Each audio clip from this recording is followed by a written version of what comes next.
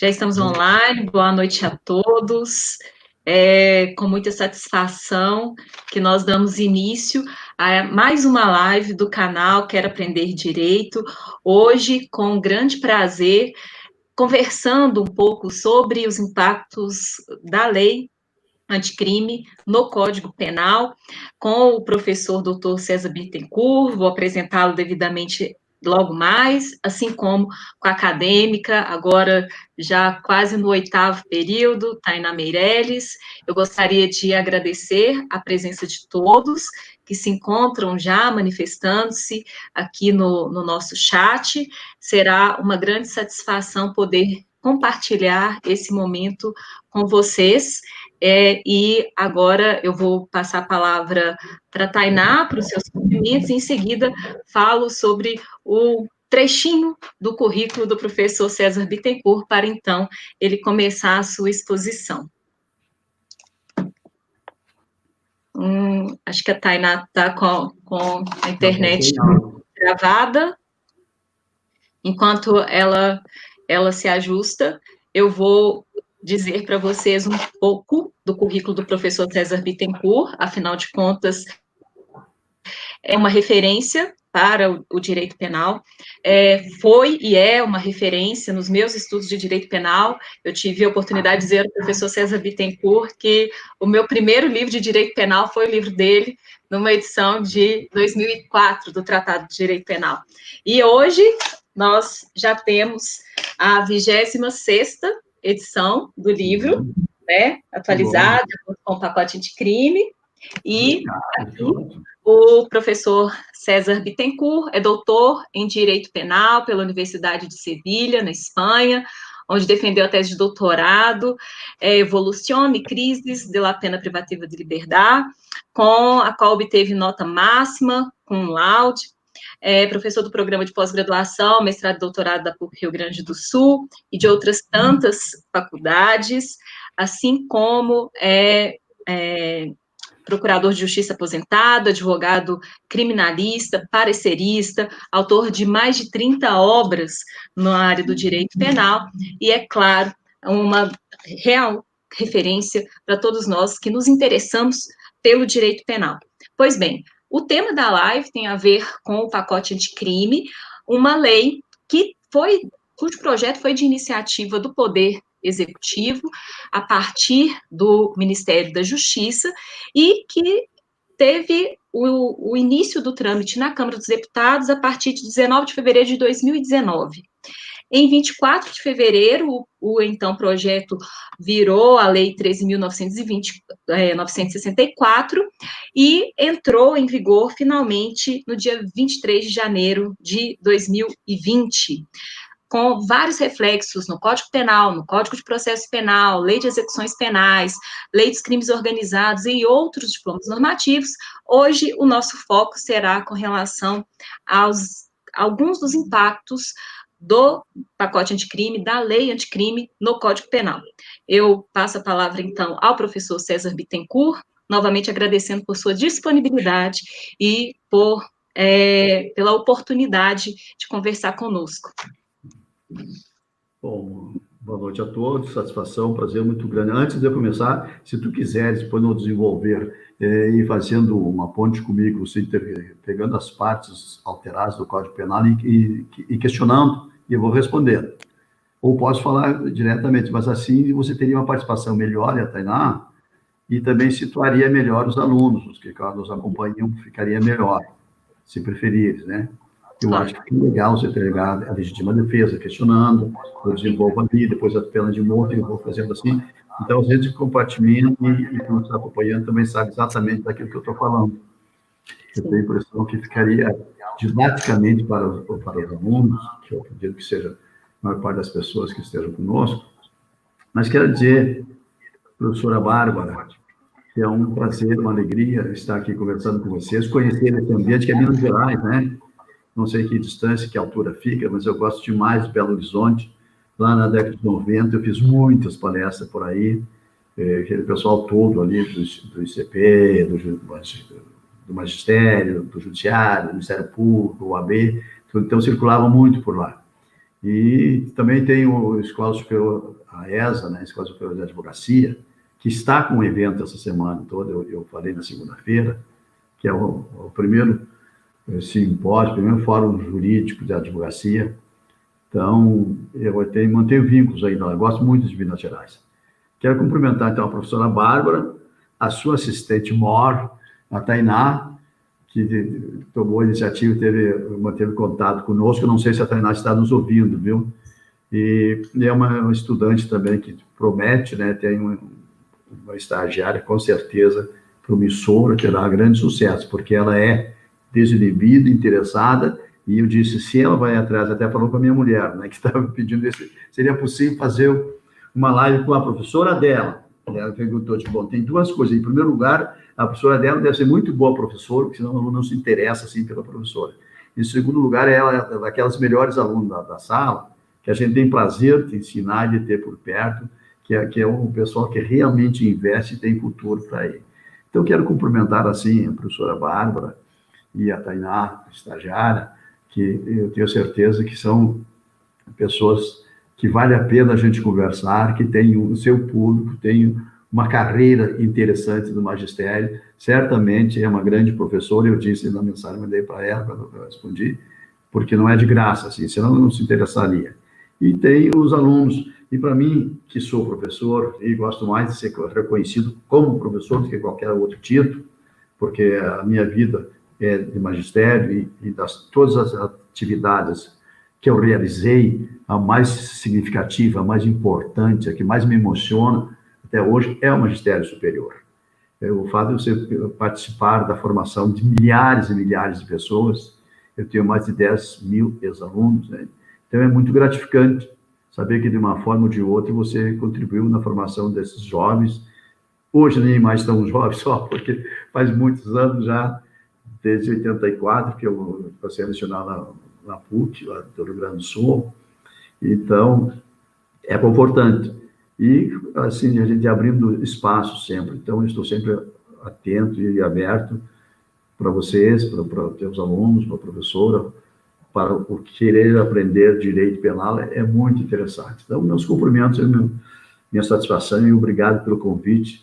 Estou à disposição para a gente começar a falar. Eu não sei qual é o tempo que nós disporemos, se dá para a gente falar sobre todos, falar mais resumidamente, para tentar falar o máximo de institutos, mas, enfim, eu estou solto na vida, né? Só para a gente ir levando para vocês coordenarem. Ótimo. Então, professor, a gente pode estabelecer aproximadamente 1 hora, mas vamos deixar o debate nos levar, né? Então, o primeiro tópico, na ordem, né, dos artigos do Código Penal, o primeiro que nos chama atenção como inovação ou suposta inovação da lei de crime é o parágrafo único do artigo 25, que traz uma talvez nova modalidade de legítima defesa. Existem várias críticas em relação a esse parágrafo único, algumas pessoas dizendo, olha, é mais do mesmo, outras pessoas dizendo, bom, ele traz uma pequena alteração quando prevê a possibilidade de atuação na hipótese de risco de agressão. Então, nós temos essas duas grandes correntes que se dividem, a primeira delas com um pouco mais de corpo, dizendo, olha, não há qualquer inovação, uma vez que o parágrafo único faz referência às regras do CAPT, e essa outra vertente dizendo que há uma abertura um pouquinho maior para a legítima defesa aqui do parágrafo único do artigo 25, permitindo que ela se dê também nas hipóteses de risco de agressão. Como que o senhor enxerga essa inovação, primeira inovação da lei anticrime no Código Penal? Começou dizendo que o risco de agressão nada mais é do que uma agressão iminente. O que é uma agressão iminente? É um risco de agressão. São outras palavras ditas a mesma coisa. Mas, de qualquer sorte, eu digo assim que ela é absolutamente desnecessária, inócua, supérflua e inútil. Não serve para nada, resumindo. Mas eu começaria também dizendo, assim, em primeiro lugar, que se fala em pacote anticrime, é apenas para lamentar um momento assim desastroso da nossa ordem jurídica, porque falar em pacote anticrime como se houvesse pacote a favor do crime. É uma inutilidade, assim, um abuso, um absurdo. Só para chamar a atenção, para fazer média com a população.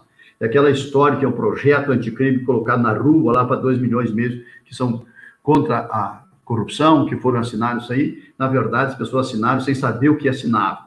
Eles assinavam para dizer que era contra a corrupção, para combater a corrupção. 2 milhões e meio só não é justo. Na realidade, nós vivemos num país que tem mais de 200 milhões de habitantes, fala-se em 200 milhões de idosos. Nós temos mais de 200 milhões que é contra a corrupção. Todos nós somos contra a corrupção, queremos combater a corrupção. Não é privilégio de ninguém, não. Ninguém tem esse domínio, quer dizer, que eles são os justos, que eles são os corretos, que eles são contra a corrupção. Todos nós somos. Todos os brasileiros são. E graças a Deus, aquela porcaria da rua lá, trazida por eles, que iludiram a população e trouxeram um absurdo, uma arbitrariedade, um desmando sem precedentes na história do Brasil, graças a Deus essa porcaria não foi aprovada. Ela foi substituída grandemente, as partes as mais importantes institutos foram substituídos pelo projeto que o ministro Alexandre de Moraes teve com a sua comissão. Restou mesmo disso aí o nome anticrime. Aliás, na aprovação, no andamento, no final desse projeto, foram as maiores derrotas do bacharel Moro. Tudo que ele pediu para ser vetado, não foi vetado nenhuma coisa.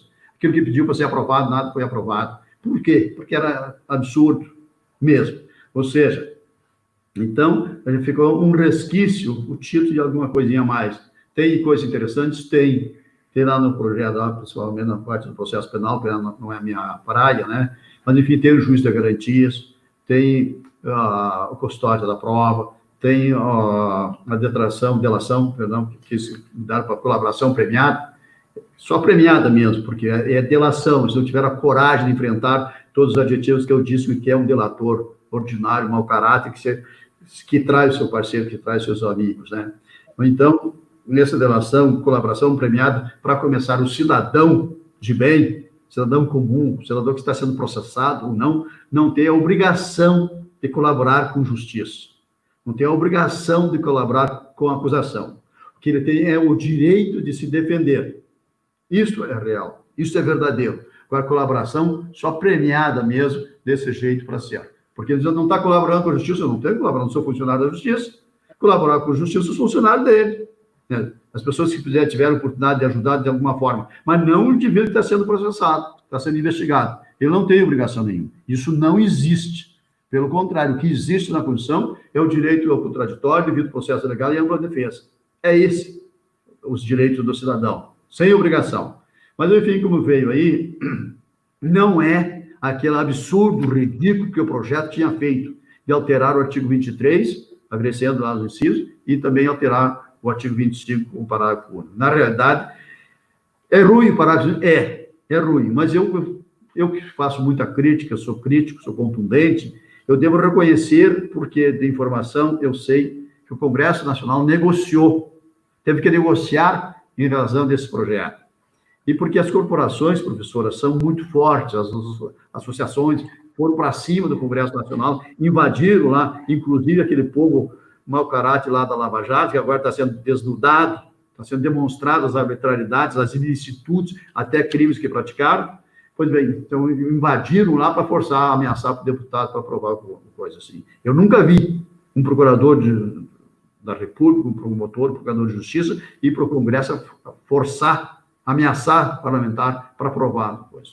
É isso que passou por aí.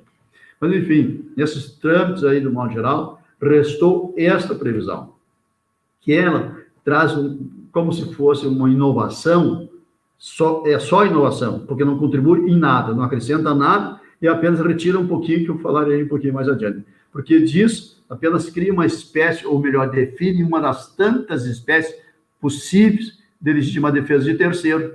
Diz quando as forças de segurança, né, repetirem a agressão, o risco de agressão à vítima que está retida na prática de um crime, em outras palavras. É isso. Ora, isso aí seria a legítima defesa de terceiro.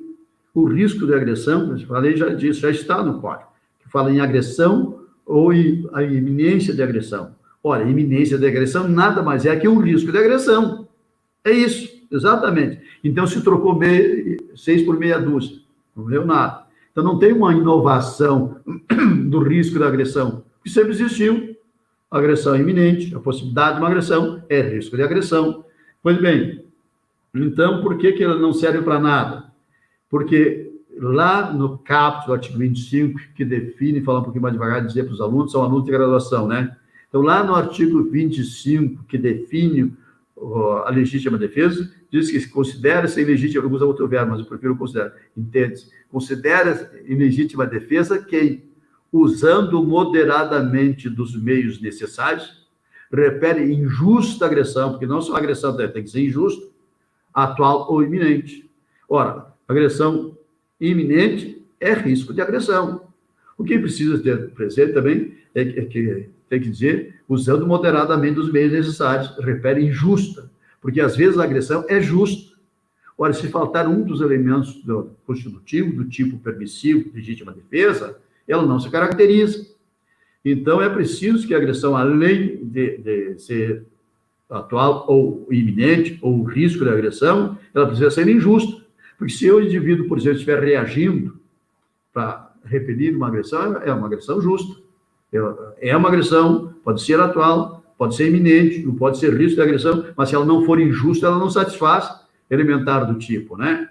Pois bem, então, nessa hipótese, trouxe apenas como se fosse necessário criar uma espécie de agressão para um segmento determinado da sociedade. Eu digo, professora Bárbara, que a previsão nossa de legítima defesa, lá do artigo 25, ela é universal. Eu gosto da palavra universal, porque eu sei o que significa universo e universal, mas eu digo que ela é universal no sentido de abranger todas e quaisquer hipóteses possíveis de legítima defesa, própria ou de terceiro. Portanto, não precisa trazer uma nova definição de legítima defesa para determinados segmentos da sociedade. Hoje, o dia é para a polícia militar, outro dia é para a polícia civil, outro dia é para o guarda de segurança, outro dia é para a polícia do shopping, e aí vem em cada do parlamento querendo a sua própria legítima defesa. É absolutamente desnecessário, improdutivo e causa ainda mal. Por quê? Porque a única coisa que realmente tem nessa previsão de legítima defesa, no parágrafo único, para as forças de segurança, em termos objetivos, zero. Não acrescentou nada. Mas, em termos subjetivos, ela traz uma espécie subliminar, por baixo do texto, como uma espécie, assim, dando como se houvesse um direito a matar, a reagir imediatamente, ou agir antes da reação, que é mais definida.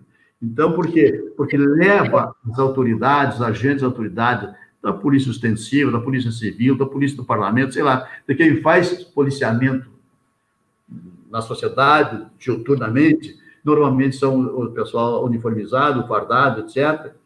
Então, parece que eles têm uma autorização diferente a mais, já matavam demais. As autoridades policiais, os agentes policiais que fazem patrulhamento, estão matando adoidado. Essa é uma realidade. Se olhar as estatísticas do Rio, São Paulo, sim, é absurdo a matança que está ocorrendo, principalmente de gente pobre, de gente de cor, de gente que eles consideram inferiores.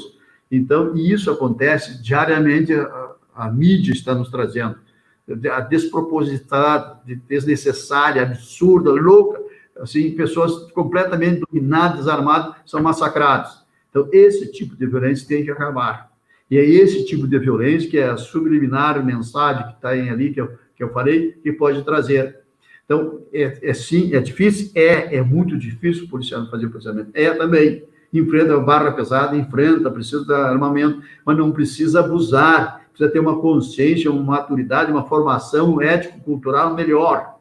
Eu não culpo só os agentes que estão lá na linha de frente, não culpo só apenas o sujeito que puxa o gatilho, mas é fundamental que o seu comandante, quem dá o policiamento, quem dá a instrução, tenha outra concepção, tenha uma nova visão e passe essa mensagem para os comandados, para que as pessoas saibam que eles não têm o direito de matar simplesmente, que não é só número, não foi mais uma, menos uma. Se fosse assim, por que eles ficam alterando o local do fato? Por que ficam alterando as circunstâncias do crime? Por que mentem? Por que procuram esconder? Porque tem consciência, no fundo, que mataram mal, porque mataram injustamente, porque mataram quando não podiam matar. Então, esta é uma realidade grave, gravíssima no nosso país, que neste ano, já no ano passado, vem aumentando, e aumentando muito.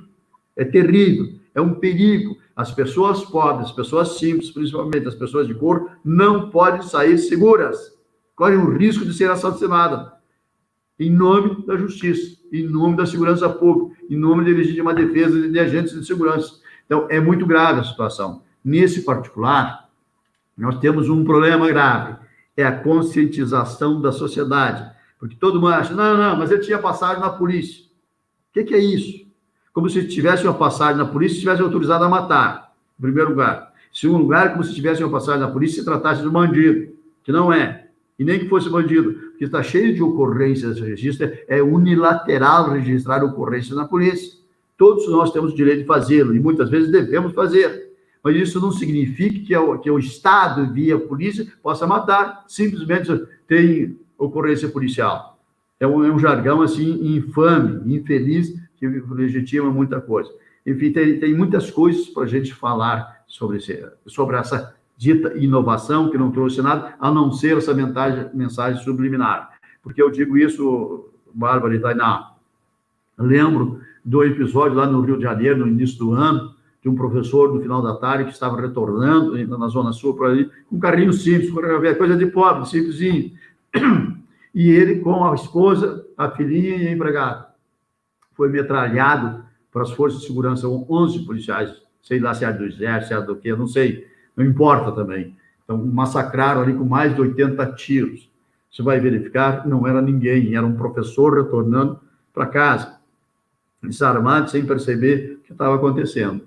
E tão grave quanto, logo depois, no mesmo dia, coisa de 1 hora, 2 horas depois, veio o comandante e disse, não, atiram legitimamente, porque repeliram injusta agressão com o uso moderado dos meios. Então, o que eu digo é que esse segmento não tem a menor noção do que é o uso moderado dos meios, não tem noção dos requisitos da legítima defesa. Por quê? O negócio é simples, sempre tem um argumento para justificar. Então, esta justificativa absolutamente improcedente é o que permite que esse tipo de policial, esse tipo de agente público, não sei qual era a classe que era, se ache autorizado a matar. Por quê? Porque tem o respaldo da corporação, porque tem o respaldo do superior. Então, um a mais, um a menos, tanto faz. Essa é uma questão séria, muito grave, que a gente precisa verificar, que começa lá atrás, lá nas instituições, lá no comando de policiamento. Eles precisam ser punidos severamente. Precisa vir o comandante e apurar. Eu sei que tem muitas circunstâncias que não dá para esperar, não dá para duvidar. Na dúvida, o cara se mexer, pode ser atirar. Mas alguém passando, sem nada, sem perceber, sem querer, porque uma rajada de mais de 80 tiros.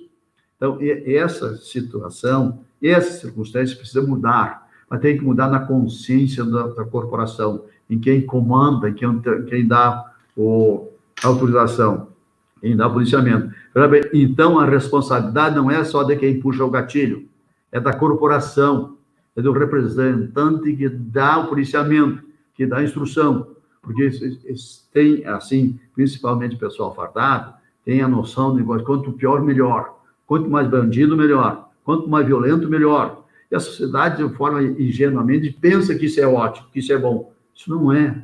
Isso é um banditismo oficializado. É preciso que a sociedade tenha consciência que não é só do pobrezinho que está lá no morro, lá na favela, que pode levar isso. Isso pode acontecer com qualquer cidadão, com qualquer pessoa de bem, dita de bem. Aqui no asfalto, nos bairros ricos, pode acontecer? Pode. Porque depois, na calada da noite, ele é despejado, desovado nesses lugares pobres, de gente carente, e depois você passa também por bandido, é mais um jogado na vala comum. Então, é preciso mais de consciência cívica, de ter noção das coisas, como é que a realidade acontece. Eu tenho, então, essas preocupações, que são sérias, são graves, têm aumentado, têm piorado, e preocupação com as instituições, que precisam ter mais consciência e dar uma orientação melhor e cobrar e punir quando acontecer esses abusos aí, por aí, né, doutora Tainá?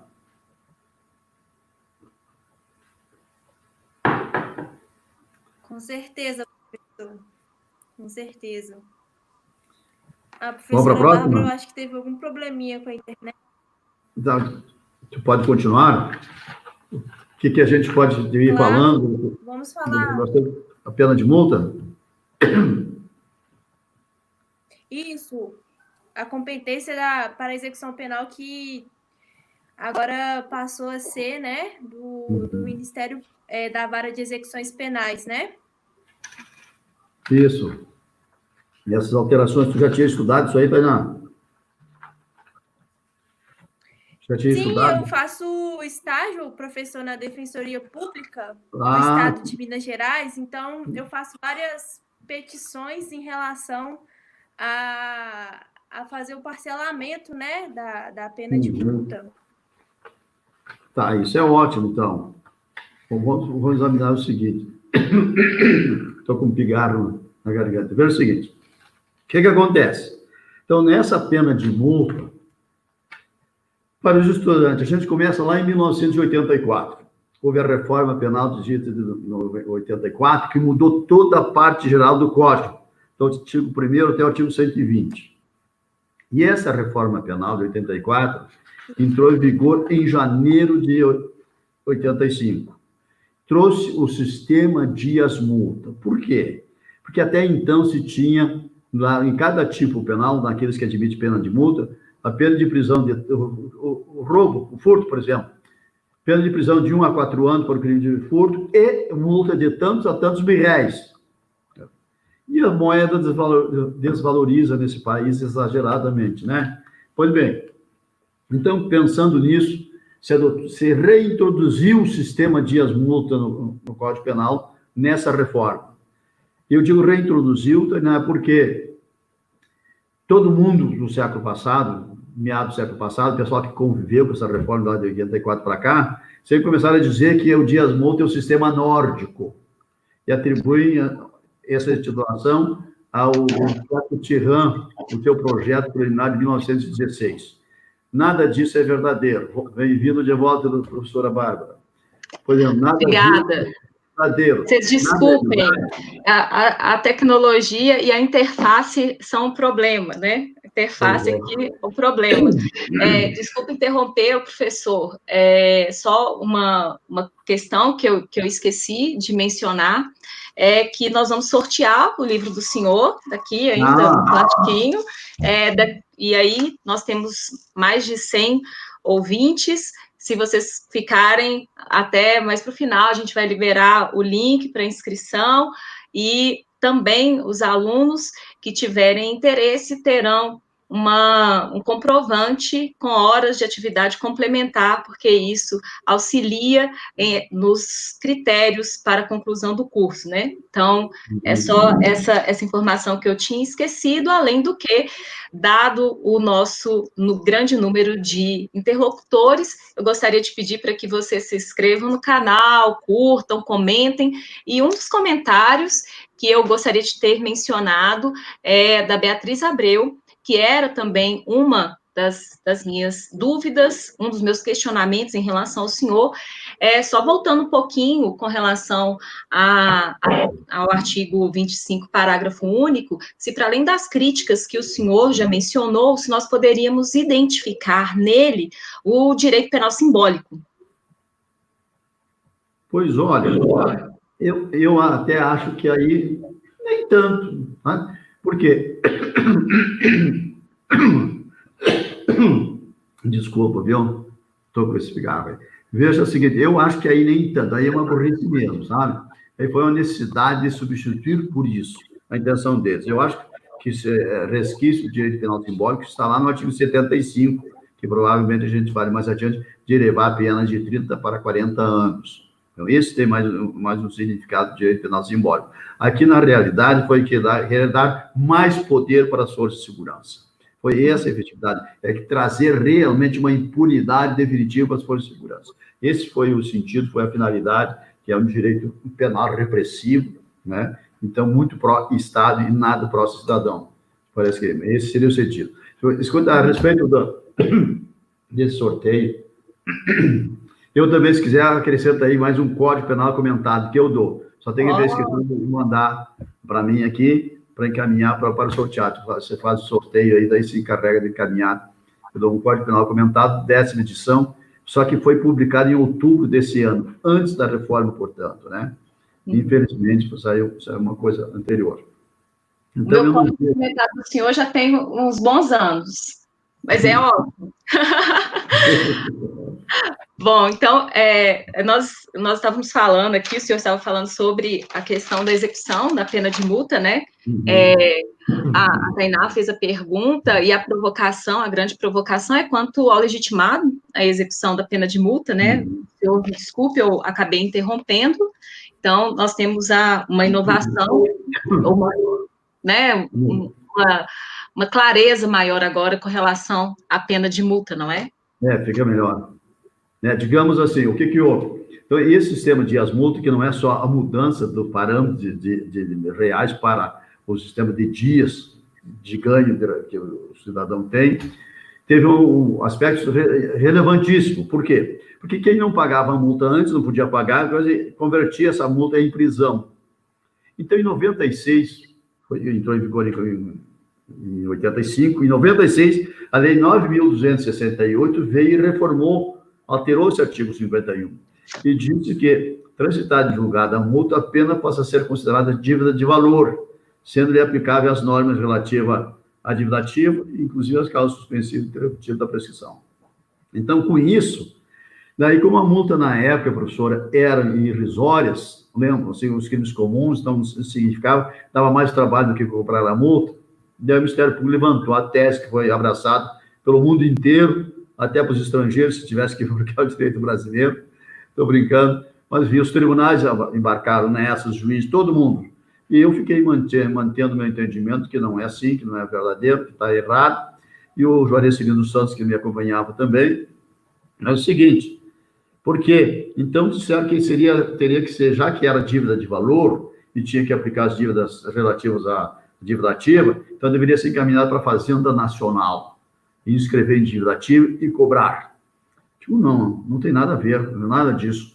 Por que isso? Por quê? Então, as pessoas são limitadas, de um modo geral, e que o direito penal não é muito interessante para muita gente, só para nós que gostamos, né, professor Itainá? Então, é o seguinte, você tem que ter uma visão mais abrangente, tem que enxergar melhor isso. Olha, afinal de contas, qual é o sentido, o significado de pegar uma sentença, um título judicial, sentença condenatória, e mandar escrever em dívida ativa lá na Fazenda Pública, lá, que só o procurador da Fazenda Pública pode fazer. Se esquece que o débito tributário, todos aqueles créditos que a União tem a nosso respeito, de nós, de qualquer cidadão contribuinte, ele escreve em dívida ativa por uma razão só, porque ele não pode executar diretamente esse crédito que ele tem, a não ser que ele entrasse com uma ação ordinária lá, levasse todo o processo, levando anos até pegar uma sentença para executar. Então, a lei permite que ele escreva em dívida ativa, porque fica público, e você pega a certidão da dívida ativa, é um título extrajudicial. Esse título extrajudicial, a União e os Estados executam apenas o débito tributário, o crédito tributário que eles têm.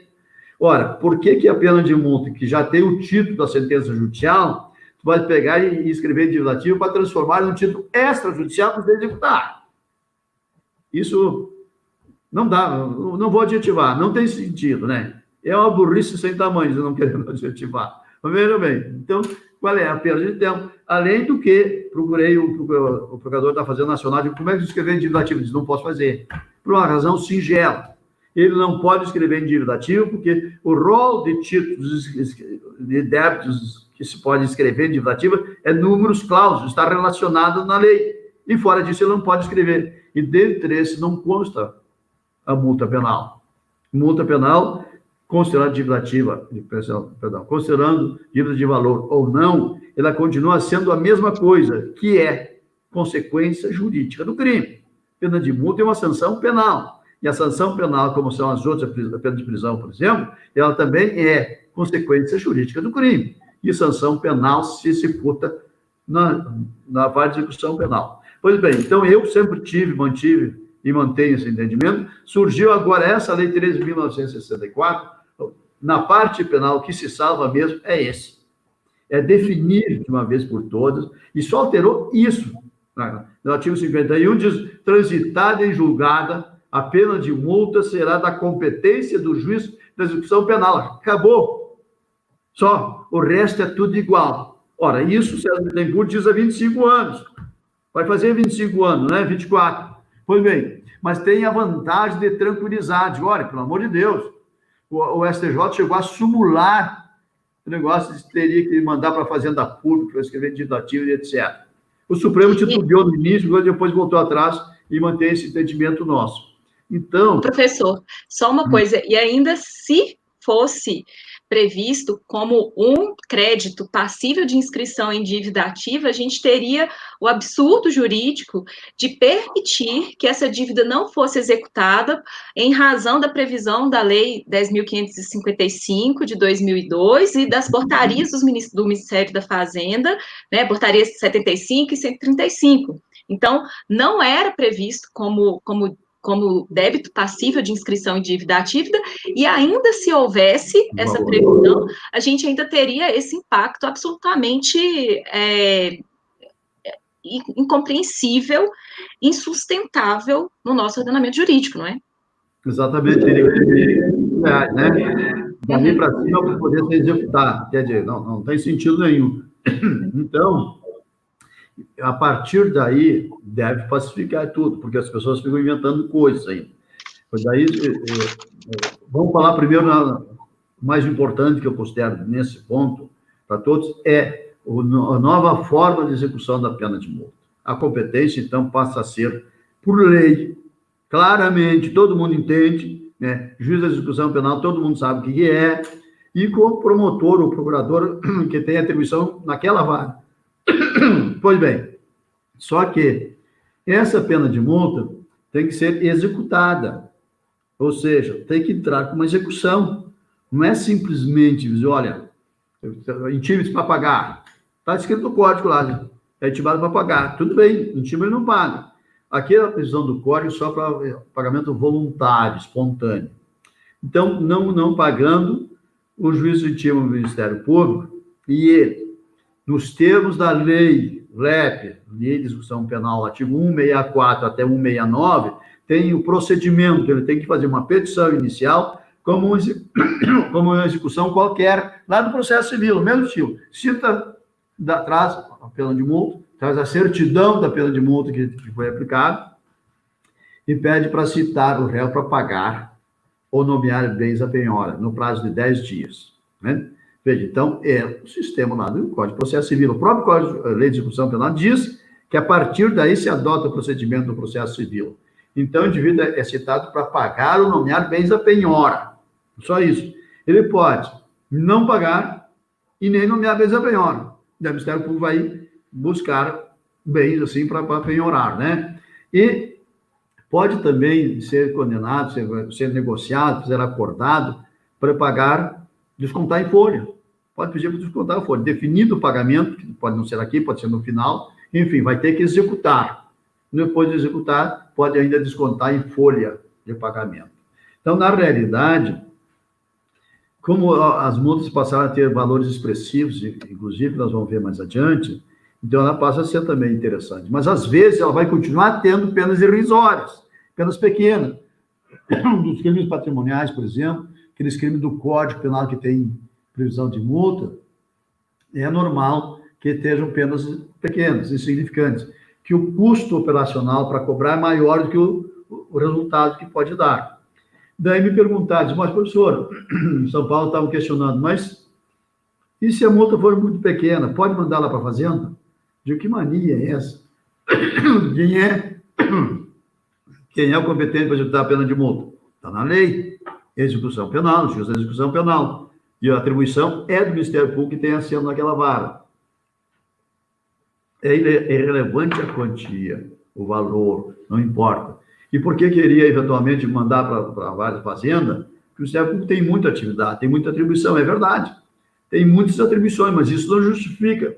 O fato de eu estar cheio de trabalho e o fato de ser insignificante, a multa que tem para fazer, não autoriza a mandar, a encaminhar para um outro órgão que possa fazer. Obrigado. Querendo uma pastilha aqui do meu humor. Obrigado. Viu? Então, digo, não, a competência continua sendo a mesma, é o mesmo juízo, não altera absolutamente nada. Por quê? E além do mais, vocês acham que o pessoal da Fazenda Pública não tem trabalho? Para eles pode executar insignificância? Não, pior, eles têm uma previsão que eles não admitem executar menos de 20 mil.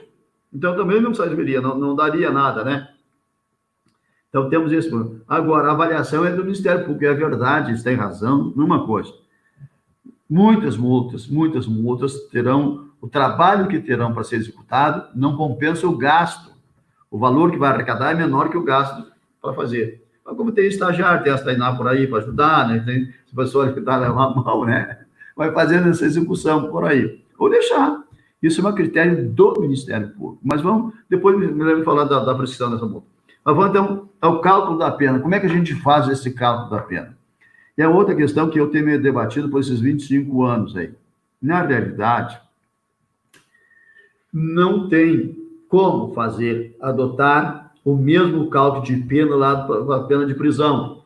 Aquela previsão lá está do artigo 68, né, que manda fazer. Primeiro, na primeira fase, examina as circunstâncias judiciais do artigo 59, culpabilidade, antecedentes, etc. Tá? Então, na primeira fase, examinando essas 8 circunstâncias que tem ali, aquilo que seria a pena base. Pois bem, daí, então, ele passa para uma segunda fase. Na segunda fase desse sistema trifásico, é o sistema trifásico, a primeira fase examina o artigo 59, depois passa para a segunda fase para examinar agravantes e atenuantes, se houver, né, nessa segunda fase, para levar uma determinada quantidade em cima daquele encontrado na primeira fase. Depois se passa para a terceira fase, se houver agravantes ou atenuantes. Se não houver, você passa direto para aquela que seria a terceira fase. Mas, enfim, vamos imaginar que haja. Primeira fase, examina as circunstâncias judiciais do artigo 59. E a segunda fase, examina agravantes e atenuantes como segunda fase, para elevar um pouquinho a pena, dentro daqueles parâmetros previstos no Código Penal. E daí, por fim, na terceira fase, para examinar se tem causas de aumento e diminuição, ou seja, majorantes e minorantes. Então, a terceira fase, para encontrar esse sistema, esse não é aplicável na pena de multa. Só falei majorante e minorante, não se confunde com qualificadoras. Embora tenha maus penalistas dizendo que façam como se fosse a mesma coisa. Não chego a afirmar que é a mesma coisa, mas examino como se fosse a mesma coisa, qualificadora e majorantes e minorantes. Não é, são completamente diferentes. Isso eu falo num outro dia. Por quê? Porque as qualificadoras é um novo tipo penal. A qualificadora é um tipo derivado. Ou seja, ele tem mínimo e máximo. Pega o crime de furto da cabeça lá, pena de tanto a tanto. Parágrafo X, vem agora o furto qualificado. Daí diz furto qualificado, pena de tanto a tanto. É um novo parâmetro. Então, esses parâmetros, estabelecendo mínimo e máximo, são das qualificadoras. E as majorantes, elas não têm esse limite mínimo fixado. Não é um novo tipo penal, mas é apenas uma causa modificadora da pena. Mas isso é para uma aula de aplicação de pena que vocês vão ter na faculdade. Pois bem, vamos então para a pena de multa. Então, a pena de multa tem o seu próprio sistema, por isso que se diz sistema dias-multa. Não é só a previsão de tantos dias de multa, não. Até porque não tem previsão em cada tipo penal. É depois que se faz. Só diz condena a pena de prisão, de tanto a tanto, e multa. Está lá no tipo, daí você vai fazer o cálculo. Pois bem, então nós temos esse sistema trifásico específico para a pena de multa. Tá, mas eu não vi isso em nenhum lugar. Não está. Não está. Só no meu tratado, né, professora? Só no meu tratado. Ou seja, na primeira fase da pena de multa, você vai usar o artigo 49 caput. Nesse artigo diz que se aplica um mínimo de 10 dias multas e o máximo de 360. Essa é a primeira fase da pena de multa. É a única fase que a gente pode considerar aumento e diminuição de dias multa. Então, para examinar e encontrar a quantidade de dias multas nessa primeira fase, no caso do artigo 49, o aplicador da lei deve examinar todas as circunstâncias judiciais do artigo 59. A existência de agravantes e de atenuantes. O agravante e atenuantes podem ser compensados, dependendo das circunstâncias, não aumenta, diminui, enfim, mas tem que examinar aqui, nesse momento, também agravantes e atenuantes, e ainda as causas de aumento e diminuição. Um parágrafo. Causas de aumento e diminuição e majorante e minorante são a mesma coisa, são sinônimos, tá, pessoal? Então, você pode vai tratar, lá tem um capítulo lá que a gente explica isso direitinho. Pois bem, daí encontrado a quantidade de dias multas entre 10 e 360, daí a gente vai passar para a segunda fase. Vamos imaginar, hipoteticamente, para ir fazendo o cálculo junto, vamos imaginar uma hipótese que seria de um grande empresário que praticou o crime de corrupção, que diz os caras lá de Curitiba, que é o crime mais grave do país. Não é verdade? Nunca sentiram na pena. Então, vamos imaginar que seja um caso assim, vamos aplicar 100 dias multa, examinando a circunstância judicial 59, examinando o agravante de atenuante, examinando o causante de diminuição. Ok? Chegamos assim, 100 dias. É para ser matemático, para ser mais fácil de examinar. Isso é a primeira fase, né? Agora vamos para a segunda fase. Nesta segunda fase, a gente só vai encontrar o valor do dia multa. E para encontrar, isso está no parágrafo 1º do artigo 49. E para encontrar este valor do dia multa, o aplicador não pode mais pensar em gravidade da pena. Não tem mais que pensar em quantidade de dias. Só o valor do dia multa, aquele previsto no caso que a gente está exemplificando, 100 dias.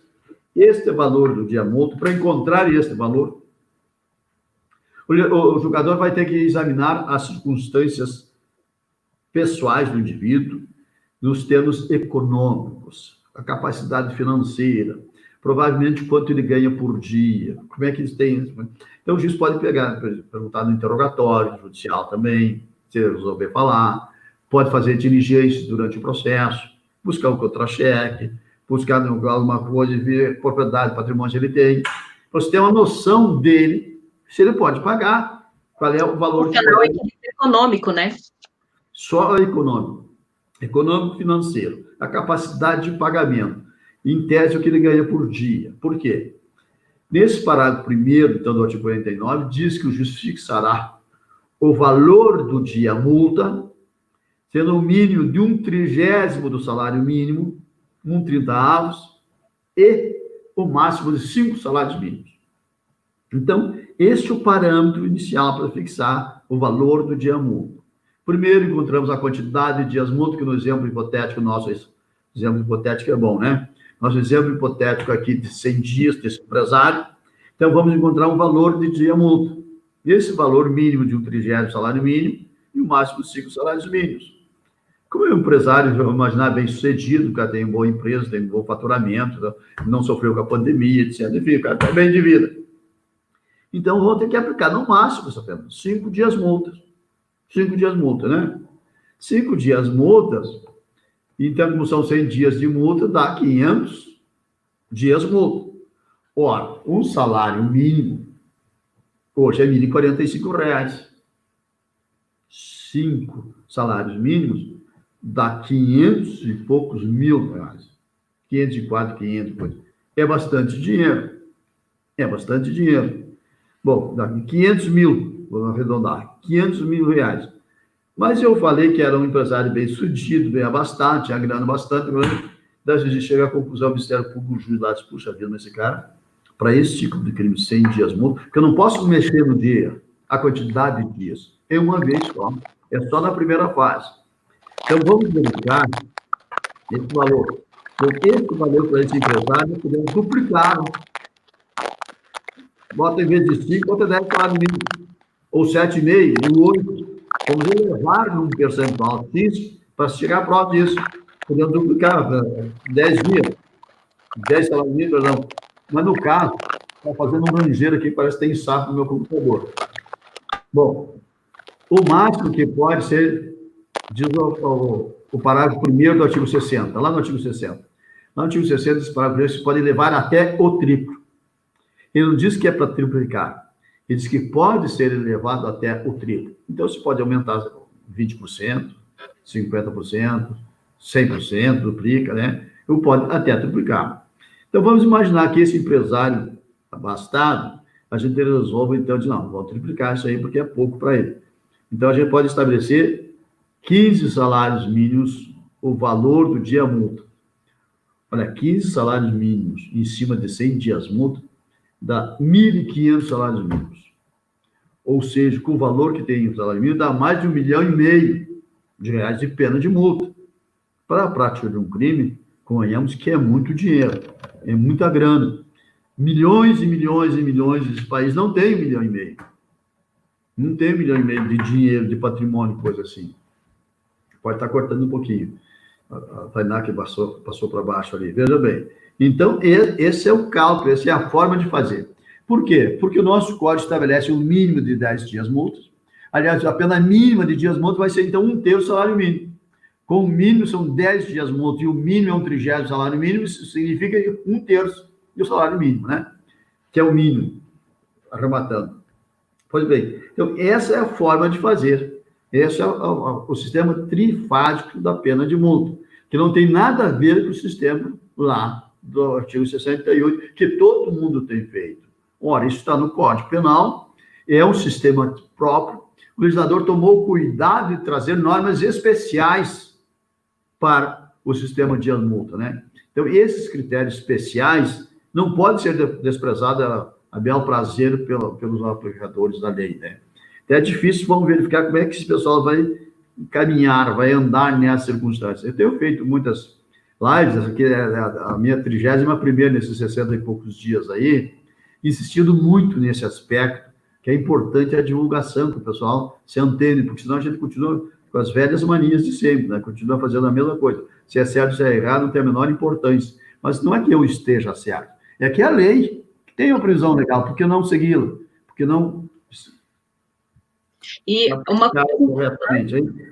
uma coisa importante, tratando-se de dosimetria de pena, lembrar também que nessas 3 fases possíveis de aplicação da pena de multa, é preciso preservar a necessidade de fundamentação dessa sentença, não é? O senhor mencionou as diligências que podem ser feitas para verificação desse status econômico, financeiro do sentenciado. Então, é importantíssimo que, para além da fundamentação exigível para a aplicação da pena privativa de liberdade, também fundamente-se a aplicação da pena de multa. Afinal de contas... Isso.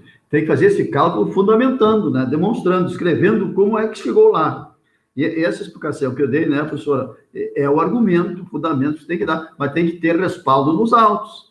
A gente fez um exemplo hipotético, nós precisamos ter respaldo nos autos e verificar, de acordo com a prova dos autos, aquilo que é possível ser feito.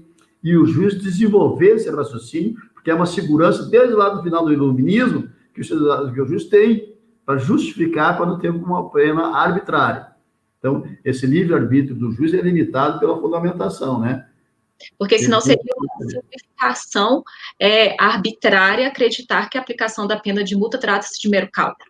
E esse é também um lugar de vício em relação a algumas decisões judiciais, não é? Infelizmente, né? Nós temos aí, e tem um outro aspecto que não pode ser descurado nunca, é que tem que reservar o necessário para a sobrevivência do indivíduo. Porque a multa, para ser paga, não pode sacrificar o necessário para o contento, para a manutenção do cidadão e da sua família, né? Sim. Por isso que não pode prender ninguém por falta de pagamento de pena de multa. Você até pode prender por não pagamento de multa, de pena, o que é? Família. Pensão alimentícia. Isso dá prisão. Isso tem que dar prisão, né? Se ele não pode, vai ter que justificar, explicar, sai, e não pode ser preso de novo pelo mesmo que não pagou. Pode, mas pode ser preso outra vez por a próxima que deixar de pagar. Mas esse aspecto eu acho que é extremamente importante, você tem que observar a capacidade de manutenção própria da sua família, né? Não pode pegar e retirar tudo, não, ele ganha 5 mil por mês, vai pagar os 5, não pode ser. É preciso verificar as despesas que tem em aluguel, que tem em luz, tem condomínio, tem um monte de coisa, tem transporte, né? Cara, precisa disso. Quem ganha 5 mil por mês pode pagar mixaria de pena de multa, não pode pagar grande coisa. Porque os 5 mil, hoje em dia, para você viver numa cidade, é básico e um basiquinho, né? Você não consegue pagar condomínio, pagar transporte, pagar luz, pagar energia, pagar empregado, pagar... né? Não dá para comer, é muito pouca coisa. Então, sim, esse é um problema brasileiro, mas é um problema da sociedade. É um problema da sociedade pobre, imensamente pobre. Sim. Mas tem um aspecto ainda... O senhor está mencionando a pobreza, né, da população, pensando no perfil da nossa população carcerária, de fato, é composto por uma maioria de pessoas de baixa renda, não é?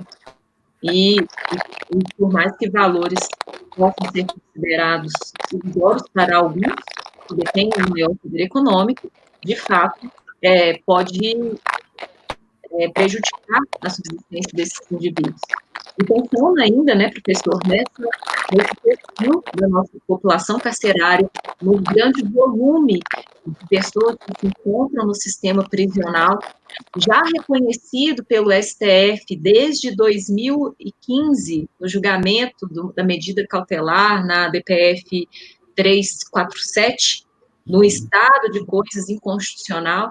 Então, a respeito disso tudo, nós ainda temos agora também uma outra inovação trazida pela lei anticrime, que é a inovação de extensão do quantum máximo de cumprimento da pena privativa de liberdade. Essa inovação que passa dos 30 aos 40 anos, né, de cumprimento da pena. Claro que a gente não está falando de 40 anos para a vida, né, dificilmente também vai dar muito mais que isso, enfim, mas nós temos essa inovação também, que o senhor faz críticas, e críticas muito pertinentes, muito contundentes, com relação a esse quantum, que se associa também a esses novos critérios, essas novas dosagens para a progressão de regime. São coisas que caminham, a meu ver, um pouco juntas até, não é?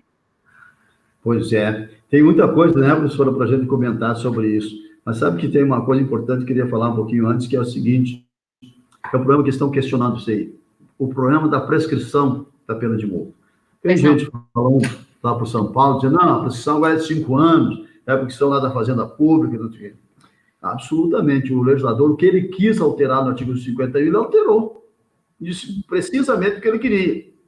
Não falou em prescrição, que ia alterar a prescrição, nada. Ele disse apenas que as causas interruptivas e suspensivas da prescrição, que é uma coisa, está lá, para aplicar aquelas relativas à Fazenda Pública, né? Mas não a prescrição, são coisas completamente diferentes. As causas interruptivas são uma coisa e a prescrição são outra. A prescrição da pena de multa continua lá do artigo 14 do Código Penal, 114. Muito bem. E o inciso primeiro, se a pena a cumprir for, e o único aplicado for a pena de multa, ela prescreve em 2 anos. Uhum. Isso é lei, isso é fato, ninguém alterou, não será interpretação nenhuma para piorar, para agravar a situação, depois vai imaginar outra forma de prescrição. São 2 anos. Mas eu tenho uma sugestão, professora Itainá, para o pessoal. É simples, é só aplicar a LEP direitinho. Bom, como a LEP exige a execução da pena de multa com uma petição inicial pedindo para citar ou nomear bens a penhor no prazo de 10 dias, o Ministério Público faz isso. Ou seja, quando ele entra, deixa correr, vou ensinar o padre a usar isso, mas vai lá, deixa correr quase os 2 anos, ali 1 ano e 10 meses, se entra com a execução.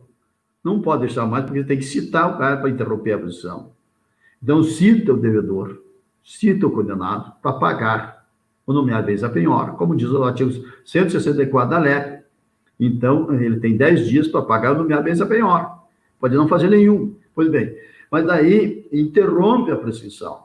Nós temos que verificar que está sendo executado a pena. Eu não escrevi isso nesse tratado que tu tens aí, mas na outra edição vai sair, porque acho que é importante, tem coisa que precisa ser dita, precisa ser escrita, e eu não escrevi.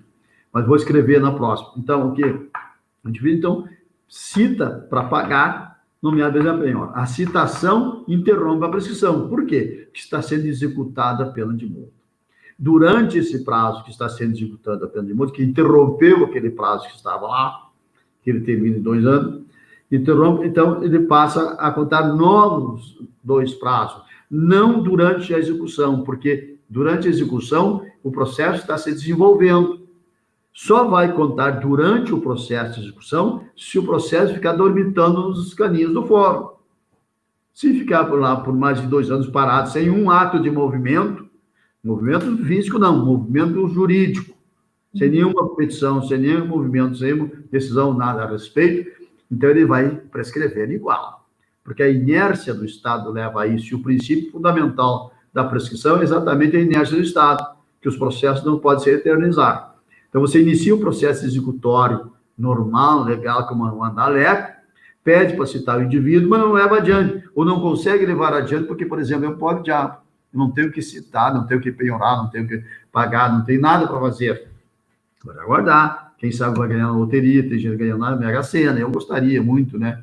De vez em quando, quando tem bolando, a gente joga, porque qualquer coisa também não interessa. Então, tem que aguardar esse período.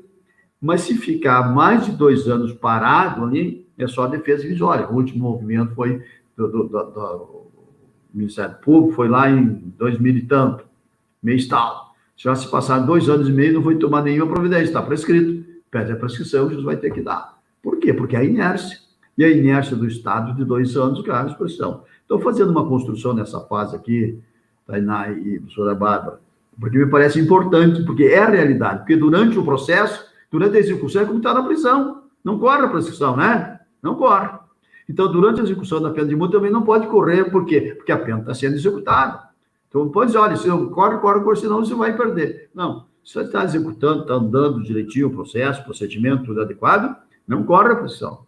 Agora, corre a partir do fim do processo executório.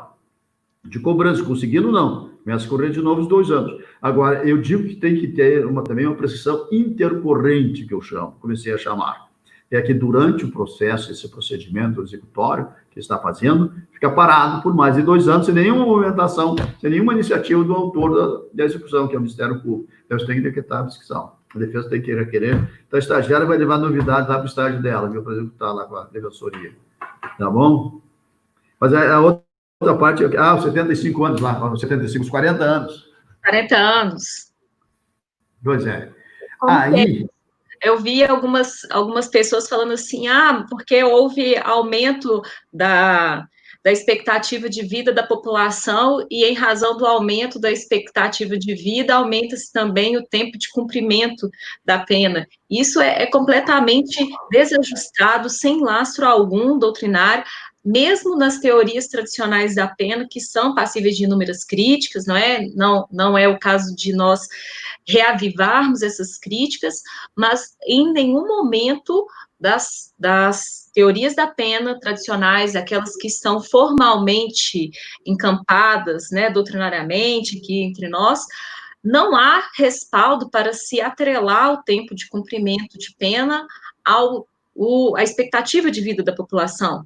Então, como que se justifica esse aumento de 10 anos? Algumas pessoas ainda falando 10 anos é pouco tempo. Bom, não me parece que seja o caso de se falar que 10 anos seja um tempo curto, sobretudo falando-se em cumprimento de pena.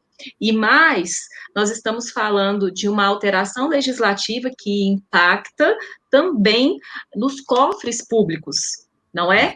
E aí, precisamos lembrar da existência de uma análise econômica do direito. Afinal de contas, não basta legislar, a gente precisa pensar de forma racional e de forma séria com relação aos efeitos desta lei, não é, professor?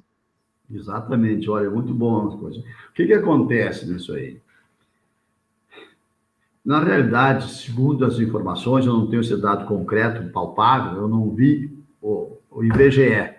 Segundo o IBGE, nos últimos anos, houve uma progressão, uma progressiva aumento, uma expectativa de vida maior para o brasileiro. A longevidade do brasileiro teria melhorado nos outros anos e há uma expectativa de que continue melhorando.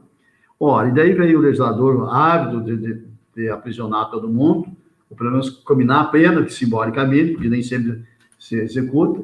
Pois bem, então, ora, se o brasileiro, segundo o IBGE, que não examinou todas as nuances, não examinou todos os aspectos, não examinou todas as causas, não examinou todo o segmento, todas as regiões, são todas coisas importantes para definir isso. Pois bem, então, segundo o IBGE, já que o brasileiro pode ter maior longevidade, também poderá ficar mais tempo encarcerado. Por isso que lógica macabra, né? Coisa absurda, ridícula. Pode começar. Não foi examinado realmente pelo IBGE, e esses aspectos que eu mencionei é diferente de região para região. Tem um município no interior do Rio Grande do Sul, sou gaúcho, deixa eu ver, Veranópolis, é o nome da cidadezinha pequena lá, e há muitos anos o pessoal que mora lá, que tem um vinho muito bom, tem uma longevidade média de 75 anos, há tempo. é a maior longevidade que se tem conhecimento. E as outras cidades, municípios que também são da região do vinho, não tem. É uma coisa assim inacreditável. Naquele município, assim, eu vou me mudar para lá, eu quero viver mais tempo. É como se fosse uma coisa fácil assim. Então, o que acontece? Além desses aspectos que previu o IBGE, é só uma possibilidade que pode ou não se confirmar. E tem coisas mais importantes, é que o ambiente carcerário não é propício para ninguém viver lá.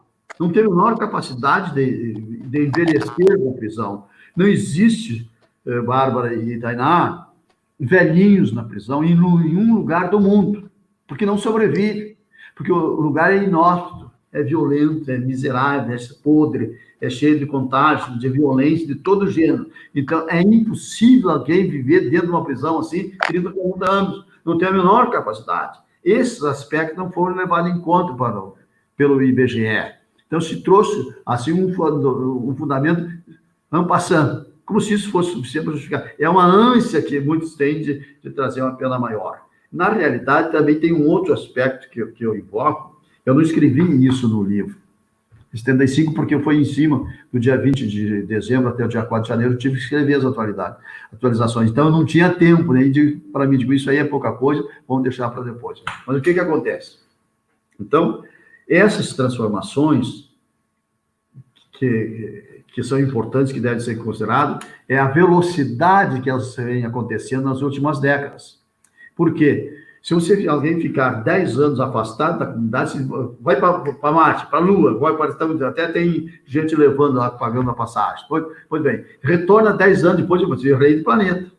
Porque a evolução, o avanço tecnológico, científico, é imenso. Uma transformação absurda. Imagine se há 10 anos o quê? O ano passado a gente poderia estar falando aqui? Não tinha a menor noção, não tinha a menor possibilidade. Então, esses aspectos de evolução, de transformações sociais, de todos os gêneros, então, eu recomendaria que, ao invés de aumentar, não foram só 10 anos, foi 1/3 da pena, que eram 30.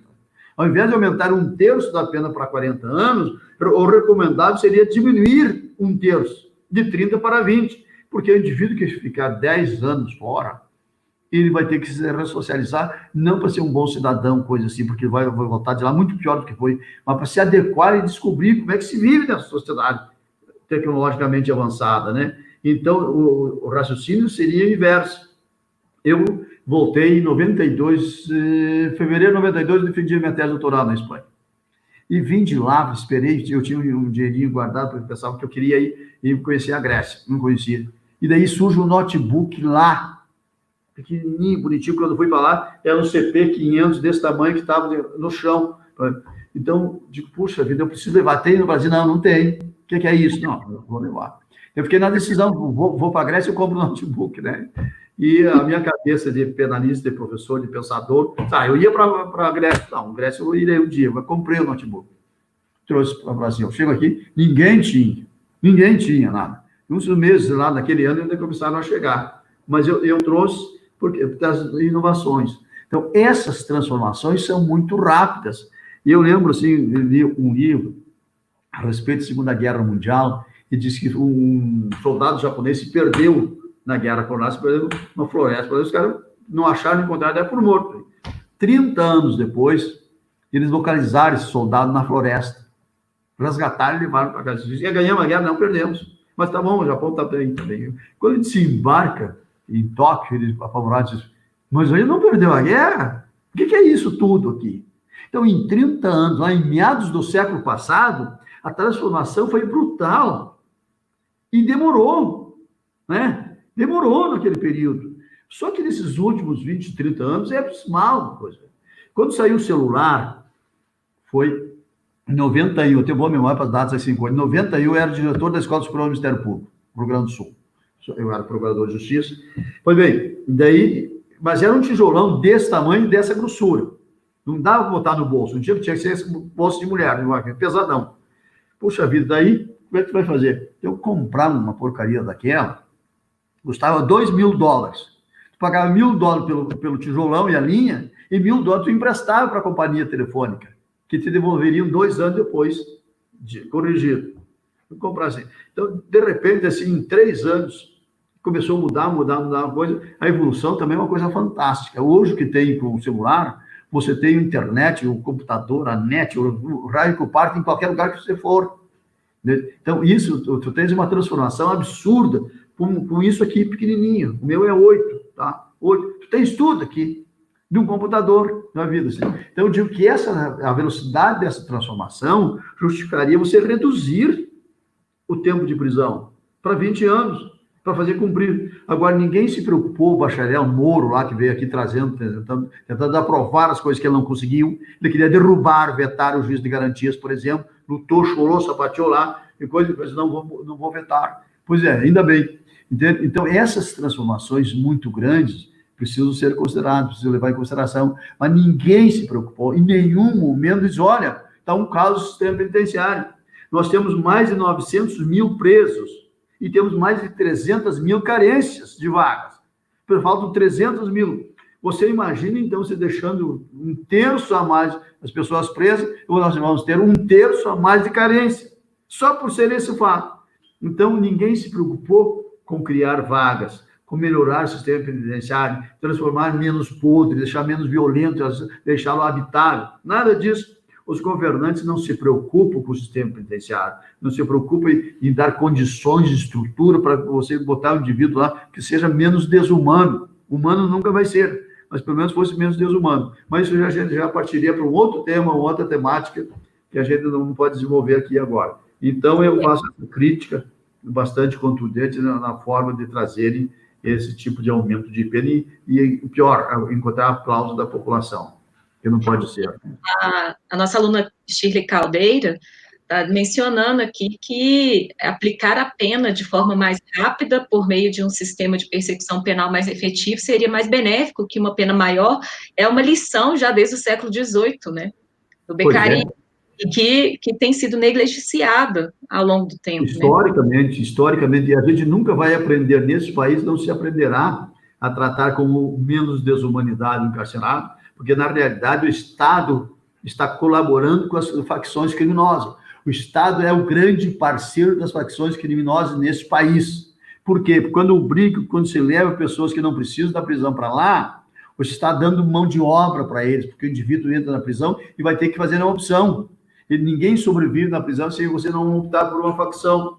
O sistema penitenciário está na mão do crime organizado, das facções criminosas.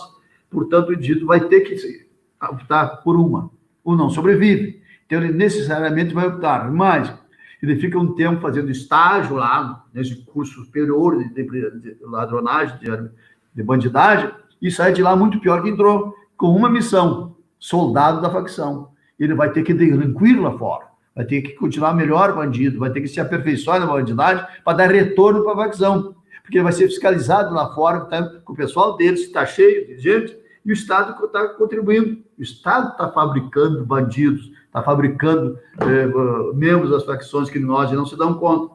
É preciso que a população que não tem esses alcances, que pudesse entender que a facção criminosa se forja dentro do sistema penitenciário, que aumento de prisão só contribui para isso. Isso já é um outro tema, né, professora?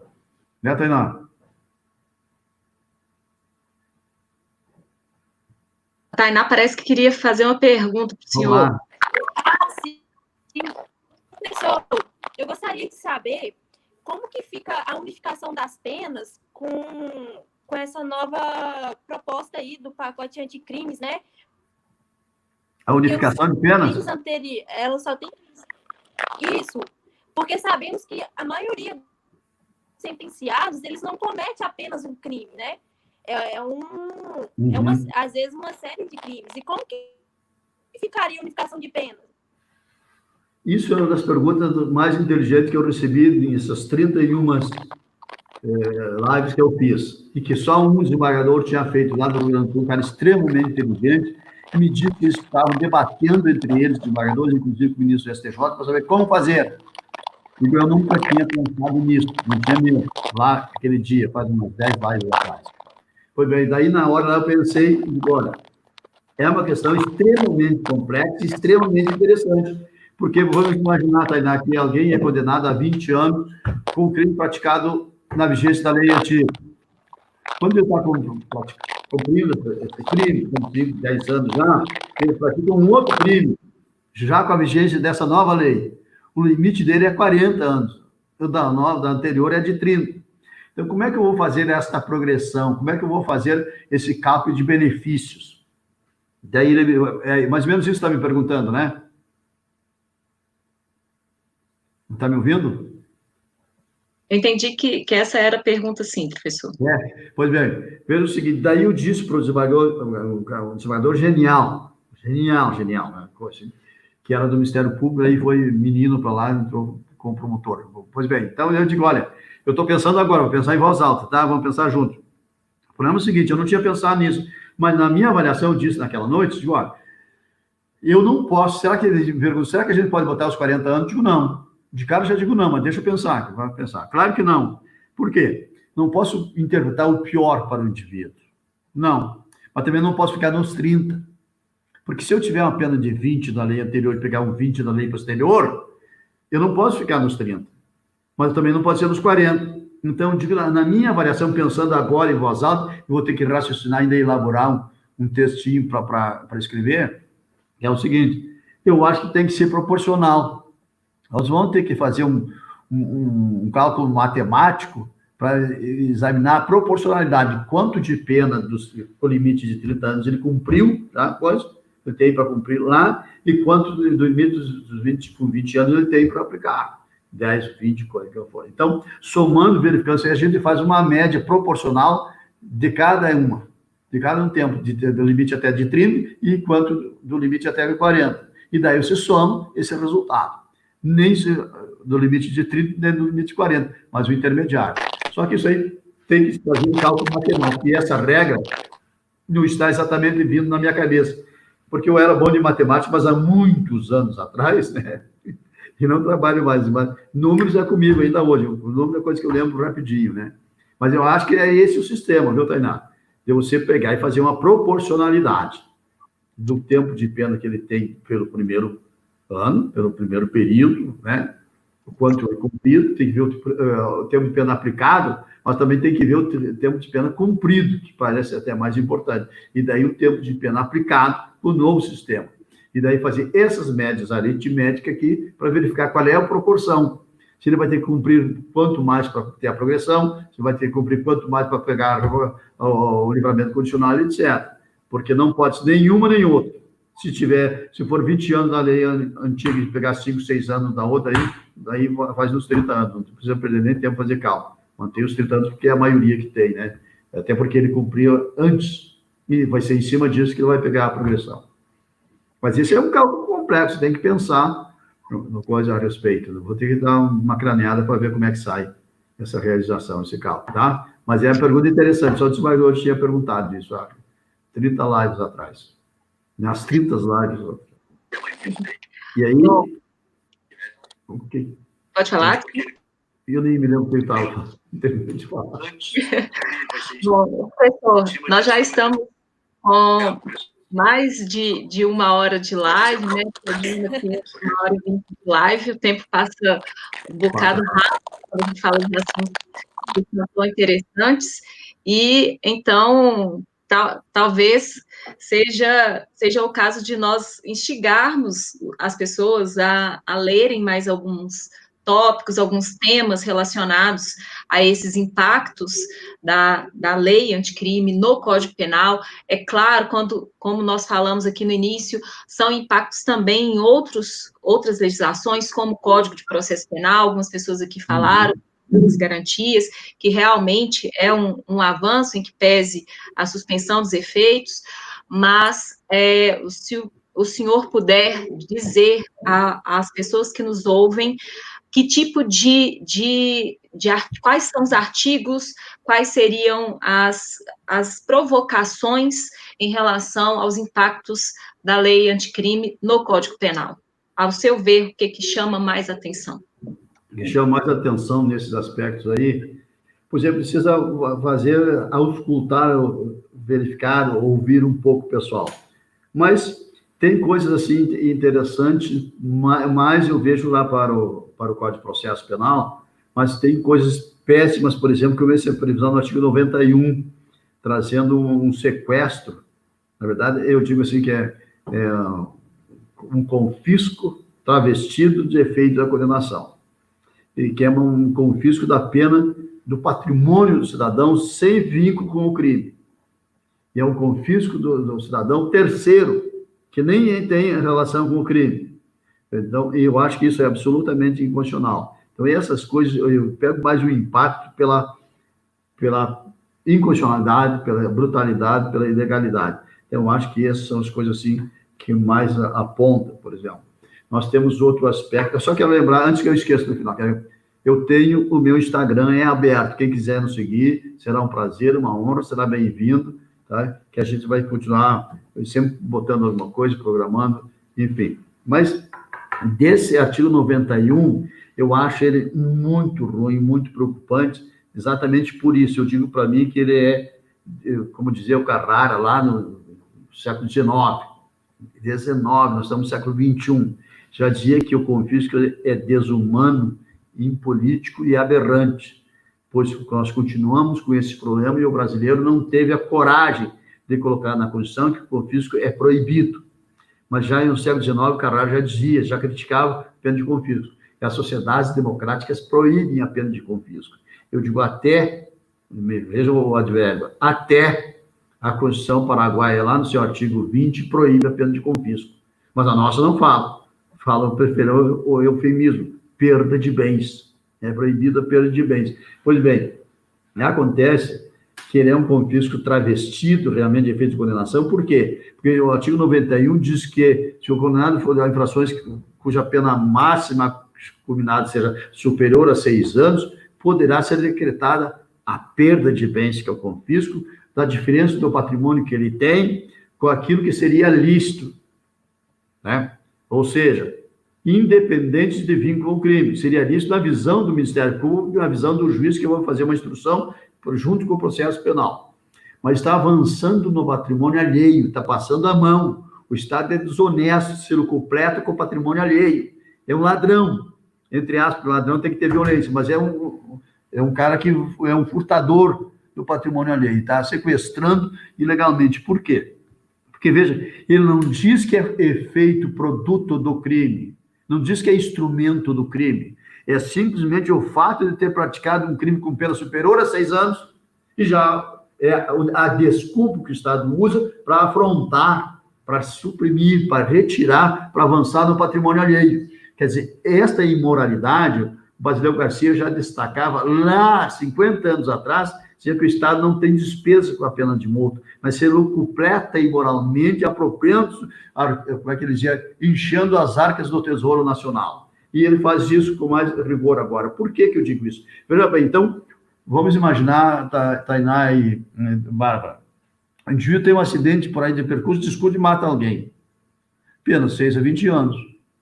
Ora, se nesse caso, então, o indivíduo já tem, o Estado tem o direito de aplicar a pena, de ir atrás do patrimônio dele, que não tem nada a ver com o crime, mas a pena é mínima de 6 anos. Então, nesses crimes aqui, o Estado já tem o direito de entrar, vasculhar a história, o passado dele, sem relação com o crime. Quem tem o direito de fazer isso, se tiver motivo, é a Receita Federal. E não o Estado para confiscar o patrimônio de alguém com a desculpa apenas por um crime praticado. Nessas hipóteses, são crimes, menos crimes, quantidade pela pena aplicada, mas o Estado, então, se dá o direito de vasculhar e confiscar para ele, Estado, esse patrimônio. Por quê? Nenhum sentido, nenhum vínculo com a infração praticada. Então, isso eu digo que é uma inconstitucionalidade. Eu tenho uma, anota aí, a ADI 6304. Tem uma ADI da Abracrim. A Abracrim também é um outro lugar para a gente se associar, inclusive estagiário, estudante de Direito, que tem no Brasil inteiro. E é só uma anuidade lá que é mixaria, não me lembro quanto é, não pago mensalidade, nada.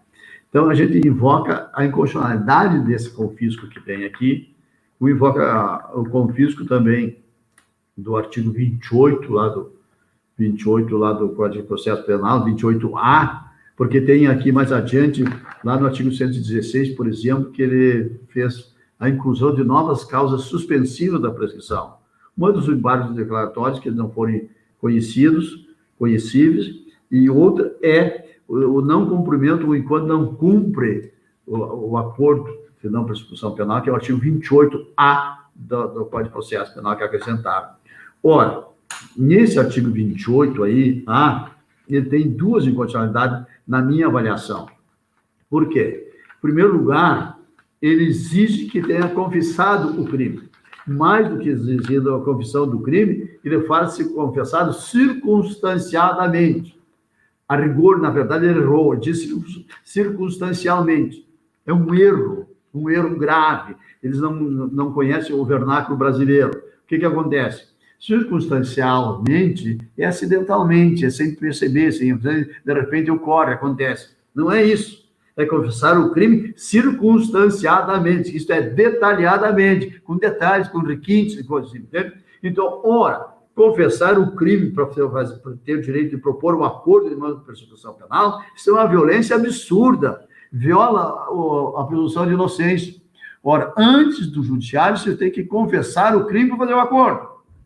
Nós estávamos discutindo ontem, eu estava numa live, num congresso anteontem, aí em Minas Gerais, na ESA de Minas Gerais, ainda está a semana inteira com o primeiro fórum da advocacia brasileira, daí perguntando, falando exatamente sobre isso. Não, mas está dizendo que esse acordo, essa confissão não valeria para os votantes, só valeria para isso. Isso para inglês ver. O que é isso? Digo, quando você vê um texto de lei, você não tem que encontrar uma fórmula mágica para aplicar. Não, mas isso aí não aplicaria, porque não se considera, só confessa para quê? Confissão é confissão. Veja o seguinte, quando você vê um texto legal, está inapto, que está começando, eu tenho uma visão, professora Bárbara, é assim que eu não consigo ver as coisas por assim, o texto está escrito ali, eu enxergo além, eu vejo mais, como é que eu vou aplicar isso? Como é que eu vou obrigar alguém a confessar aqui na polícia, no Ministério Público, antes do processo penal? Que pode não ser homologado, pode não dar o acordo, pode não cumprir, interromper, acontecer o quê? Já confessou. Ora, em nenhum lugar na ordem jurídica se pode exigir alguém confessar um crime. Está lá na Constituição, artigo 5º, inciso 57, presunção de inocência. Viola diretamente esta presunção de inocência. Né? Então, não pode confessar. E depois, tem isso aqui, que é para propor ação penal, para o acordo de não persecução penal, para esse tipo de crime. Mas diz lá, para infrações cuja pena mínima seja inferior a 4 anos. O acordo de não persecução penal com crime com pena mínima, tem mínima e máxima, lembra? Pena mínima inferior a 4 anos, significa dizer que não se referiu à máxima. Ora, pena mínima inferior a 4 anos, nós temos muitos crimes graves. Por exemplo, contra a administração pública, peculato, 2 a 12. Corrupção, ativo e passiva, concussão, tudo 2 a 12 anos.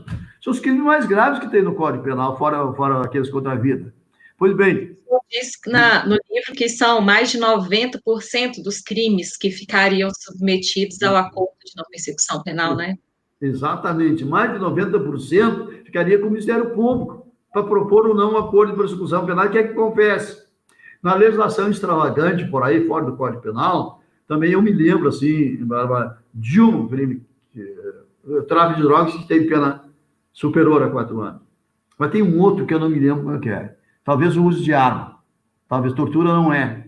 Tem um outro crime que tem pena superior a 4 anos. Então, e o resto todos viriam para cá. O que acontece? Então, você teria juízes criminais desempregados. Porque toda essa leva, 90%, aqui, a lei extravagante, 98%, 99%. E aqui do Código Penal, 90%. Iria tudo para o acordo do Ministério Público. Então, dispensa o juiz, dispensa o juizado. Ou transfere o Ministério Público lá para o fórum e traz o pessoal do fórum lá para o Ministério Público. Não tem como fazer. Então, essa barbaridade, para mim, aqui ocorre o que eu chamo, primeiro foi a confissão, né? Segundo é o que eu chamo de desjurisdicionalização. Você está transferindo o poder jurisdicional do poder judiciário, que é o titular desse poder, e transferindo para o Ministério Público, que é um problema constitucional. Isso está previsto só na Constituição. Eu não posso, com a lei ordinária, tão ordinária quanto essa, transferir todos os poderes para o Ministério Público. Então, eu digo que nesse artigo, só nele, tem 2 inconstitucionalidades. Assim, vamos passando, correndo, demora. Bom, gente, Agora estamos chegando a 1h30 de live, professor. Então, minha garganta se foi, já tinha ido antes. Hã? Minha garganta se foi, já tinha ido quando comecei, né? Agora a filha deu uma melhorada. Pois é, eu agradeço muito a presença do senhor. Claro, eu, como estudante de longa data, eu ouviria o senhor por outras oportunidades, falando sobre várias outras coisas, e acredito que muitos dos nossos interlocutores também. Eu gostaria, mais uma vez, de agradecê-lo, agradecer pela oportunidade, pela disponibilidade, assim como a Tainá, que foi a grande artífice desse encontro, não é? E também... Essa menina vai longe, né? Hã? Essa menina vai longe. Sim, sim. A minha aposta é essa. E agradecer mais uma vez a todos que estão participando. A gente vai fazer o sorteio. Se o senhor quiser acompanhar, agora já temos os dados dos participantes. Se o senhor quiser acompanhar, será um prazer. Se não, o senhor está liberado. Foi, de fato, um grande prazer tê-lo conosco nesta noite, agradecendo ainda também a plataforma que era Aprender Direito, que se encontra no Instagram, aqui no YouTube, então a oportunidade desse encontro realmente é bastante significativa. E se o senhor quiser permanecer conosco, quiser encerrar, falar alguma coisa, a palavra é sua, e enquanto isso nós vamos fazer aqui o sorteio dos ganhadores. Tá, daí manda o endereço para mim, quem for o ganhador, né? Eu mando autografado para onde for o endereço do Código Penal Comentado, 10ª edição, né, do 2019. É um prazer, a honra foi toda minha, uma satisfação, um prazer. A gente ficou encantado. Quem viu isso foi a minha mulher, até a Vânia, que é advogada, também trabalha aqui comigo, né? Olha que gracinha esse menino aqui, ela está pedindo a oportunidade para a professora dela. Digo, deve ser uma grande professora, e também uma grande aluna, porque só os bons alunos se interessam por bons professores. Isso é a experiência dos dias, né, Bárbara? Então, lembrando para vocês, todo mundo tem o Instagram aberto, quem quiser seguir, será um prazer. A gente vai ter algumas inovações, algumas coisas, mas eu agradeço o convite, espero não ter decepcionado vocês, a gente vir falando para todo mundo, para o pessoal. E é bom a gente descobrir que tem os meninos aí interessados em direito penal, e é importante para quem é professor como eu e tu, nós sabemos que os bons que gostam mesmo, que se aplicam, aprendem. E daí viram essas ferinhas, né? Vão adiante. E o resto passa batido, apenas o mínimo indispensável, às vezes nem isso, mas 8, 10% dos alunos da sala de aula têm interesse, levam a sério, com bons professores, e darão bons frutos. Porque é o bom professor que faz o aluno, é o bom professor que faz o aluno gostar de direito penal. Então, e penal, Tainá, que tem que ser a prova disso, o professor de penal é diferenciado, os outros professores que me desculpem. Por quê? Porque nós falamos com a alma, com o coração, o penalista, ele se entusiasma, ele gosta, né? Ele dá o discurso, sei lá, e isso entusiasma também alunos, se capta seguidores interessados nesse tipo de disciplina. Eu tive várias atividades no mundo, né, na vida, mas o que mais me empolga, o que mais me emociona, o que mais me deu prazer, e me dá prazer ainda hoje, é o magistério superior. Eu tenho mais ou menos, tive uns 10 mil ex-alunos. Então, claro que eu não conheço, não lembro, a gente é surpreendido em cada lugar. E tem aqueles que mais que estão mais próximos de ti, então, assim. Mas é muito gratificante poder interferir, contribuir na formação da juventude, né? Então, isso é importante. E é muito gratificante. Eu sou filho de professora primária, mas a minha mãe foi minha primeira professora. Então, eu gosto demais do magistério. Hoje não tenho mais condição, não tenho tempo de ir. Eu moro em Brasília, meu escritório, eu nasci em Porto Alegre, a PUC, eu sou de Porto Alegre, nasci não. A PUC, a minha universidade é de lá, e eu não tinha condição de fazer esse vai e vem. Então, minha contribuição na sala de aula já foi. E agora, por aí, com palestras, com lives, agora tem essa novidade de lives, e os livros nossos aí, para ir contribuindo com a gente. Tenho muitas novidades para trazer nessa edição que está contigo aí, para crescer, melhorar, não exatamente mudar nada que eu escrevi, mas acrescentar, porque eu escrevi a toque de caixa. Em 14 dias eu alterei o livro, e tem um livro saindo aí, Reforma Penal, Pacote Anticrime, Direito Penal, que deve sair nos primeiros dias agora de julho. Julho não, já estamos em julho, né? Estamos em julho. Já deve ter saído, está saindo lá pela Saraiva. Mas eu agradeço de coração vocês, cumprimento a professora, cumprimento a aluna, uma estagiária, e cumprimento aí o Saber Direito, né? Essa plataforma, esse canal que tem, que é importante também. E como é o nome da cidade mesmo? Somos mais de 100 ouvintes, e realmente é uma satisfação muito grande. Lembrando que se quem puder se inscrever, por favor, dá like, segue também no Instagram.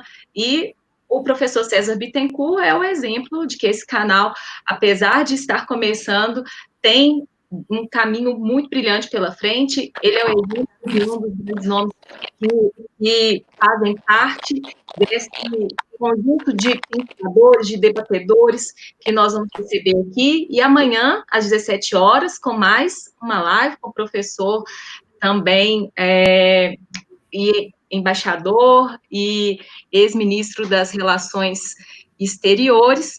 Nós vamos... Coisa boa! Exatamente. Amanhã nós vamos ter a oportunidade também de mais uma live às 17 horas. Então, fica todo mundo já convidado. Então, professor, se o senhor quiser... Ô, professora Bárbara. Do sorteio. Sim, é o professor Celso Amorim, amanhã. A Tainá quer falar alguma coisa? Grande embaixador, né? Sim, sim. Eu gostaria de agradecer imensamente pela oportunidade de estar aqui participando dessa live, né? Juntamente Parabéns, com o a primeira? César. Assim, é um doutrinador que eu admiro muito, né? Que a professora Bárbara sempre me indica e sempre me indicou a estudar pelas obras do senhor, principalmente quando eu comecei a dar monitoria de penal na faculdade. Então, assim, eu me sinto muito honrada em estar com os senhores aqui. São as minhas inspirações, assim, do direito penal. E, assim, muito obrigada, viu, professor, por ter aceitado o nosso convite. É um sonho estar aqui, ainda mais que na defensoria eu sou conhecida como a menina maluquinha do direito penal. Menina o quê? É uma honra estar aqui. Viu? Mas eu fico muito feliz e claro que tu tens um grande futuro, porque é inteligente, se aplica, se interessa, tem uma grande professora e tem também a capacidade de expor, de falar, de argumentar, de dizer. Claro, é virtual, mas é uma forma de falar também. Parabéns, vai muito longe, sim, se aplique, se dedique, mas estude muito, não importa o que vai ser. Você vai para o Ministério Público, vai para a polícia, você vai para a magistratura, você vai para a defensoria, você vai advogar independente. Se for advogado, estude mais, porque advogado tem que estudar mais ainda. A gente achar que tem um processo, ele sabe advogar, não sabe nada. A gente tem que aprender e aprender estudando, aprender lendo, aprender com a experiência dos melhores, aprender com a experiência dos nossos mestres. Você tem uma mestra maravilhosa aí. Eu fiquei encantado contigo, viu? Também nós gostamos muito. Não, olha que gracinha, olha só, está pedindo a professora dela. Vamos dar um jeito, vamos fazer assim. Porque eu disse de cara para divulgar que a professora dela é uma grande professora e ela é uma excelente aluna, porque senão não teria essa cara de esse interesse. Então, para quem foi professor, que gosta do magistério, então eu fiquei encantado também. Né? A minha mulher também gostou muito quando viu o seu pedido. Foi só uma questão de acertar o dia para agendar aqui. Mas continuo estudando, continuo interessado em fazer tudo. E falando em defensoria, eu acho que é uma das melhores instituições desse país. É um trabalho extraordinário. Se eu tivesse que fazer concurso público, hoje eu faria para a Defensoria Pública. Até pela formação, pela minha forma de ver o direito, de ver as coisas. Ela merece, a instituição merece ter gente com a tua qualidade, com a tua qualificação. Boa sorte. Prazer, professora Bárbara. Quem sabe o segundo semestre, depois a gente faz uma outra live por aí. Já fica o convite, as portas estão abertas. A gente termina essa parte que ficou faltando por aí. Sim, tá sim. Tem muita coisa pela frente. Muito obrigada. Eu entro em contato com o senhor para falar do ganhador. Ô, professor. Oi. Manda um abraço para a esposa do senhor. Tá. Bom, então eu vou dizer assim, a doutora Vânia, a Dora Bittencourt, está recebendo um abraço da Tainá. Ela está ouvindo na outra sala, com certeza ela está vindo lá. Ela deve estar te vendo, mas ela não tem o microfone. Ela está te vendo lá e agradecer o teu abraço, o teu carinho, porque ela ficou também encantada contigo. Eu disse, olha que menininha legal aí, tá fazendo assim, né? Ela é advogada, trabalha aqui comigo também, a gente trabalha junto, assim. Aliás, é uma grande advogada. Muito obrigado, meninas. Prazer, satisfação. Até a próxima. Obrigada pela possibilidade de conversar com o senhor. Até mais. Igualmente. Ficou muito bom o meu dia, tá bom? Tchau, tchau. Obrigada. Até qualquer hora. Até. Pessoal, não saiam. Nós vamos ainda divulgar aqui os ganhadores, tá? O professor fique à vontade e nós vamos divulgar os ganhadores. Pronto, tudo bem, gente? Muitíssimo boa noite aí a todos. Professor César Bittencourt, mais uma vez receba o nosso abraço. Uma honra para o nosso canal contar aqui com a sua presença. Ó, como é que nós estamos? Ó, já estamos... E se você quer, se nós queremos aprender direito, nós estamos com o professor César aqui. Eu acompanhei durante todo a sua exposição, brilhante como sempre, professor, as lições da faculdade, quando lia minhas primeiras lições de penal. Estamos bem representados, né, professor? Pela Tainá, que está aqui, nos brindando aí. Como isso foi o presente e o futuro. Presente e futuro, né? A professora Bárbara e o futuro da Tainá, que vem por aí, mas também é incentivar, é estímulo, né?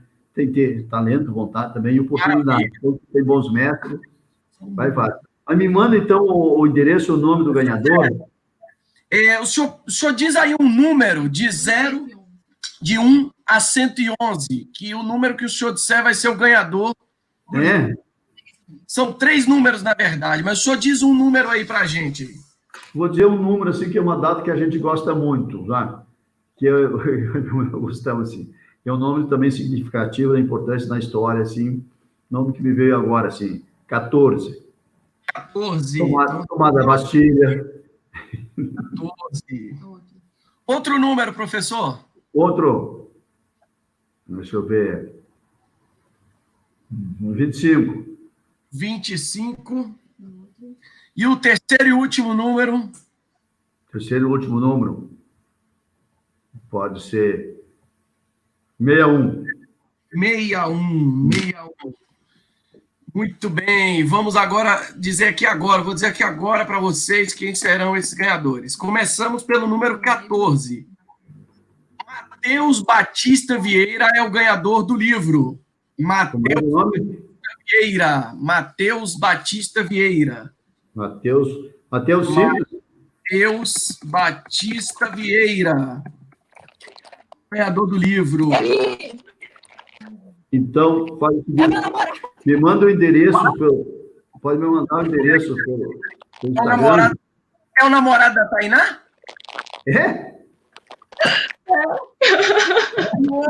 A gente já sabe que o livro vai, né? Oi, professor César. O senhor sorteou o namorado da Tainá. Olha aí. Então, deu sorte. Deu sorte porque a escolha foi aleatória, né? Foi aleatória. Então, Tainá, não manda aí o endereço direitinho dele. Ele manda o endereço, CEP, bonitinho, daí eu caminho pelo correio. Muito bem, o segundo ganhador, o ganhador do número 25, foi a Rafaele Alana. Nossa, ela ganhou na outra live também. Ela tá com muita sorte. Ela ganha. Rafaele Alana Vieira Loures. E o último, que é de número 61, é a Daniele Sabrini Silva, que ganhou a nossa camisa. Muito bem, Daniele. Estou colocando aqui o nome, Daniele Sabrini. Daniele Sabrini. Ganhando aqui a nossa camisa. Ó, Dani, para você, ó. Ó, que maravilha. Vamos mandar para você. Gente, é isso, sucesso absoluto. Pico aí de mais de 120 pessoas nos assistindo, graças à presença do professor César. Um trabalho que está por aqui. Professor César, vamos comer aquela pizza, vamos descansar. Comer pizza essa hora é coisa de paulista, né? Paulista, né? Professor, um grande abraço em tempos de isolamento social. Fiquem com... E até o nosso próximo encontro aí, Se Deus quiser, ele há de querer, professor. Muito obrigado. Se Deus quiser, vai querer. Muito obrigado. Obrigado. Você também. Tudo de bom. Satisfação.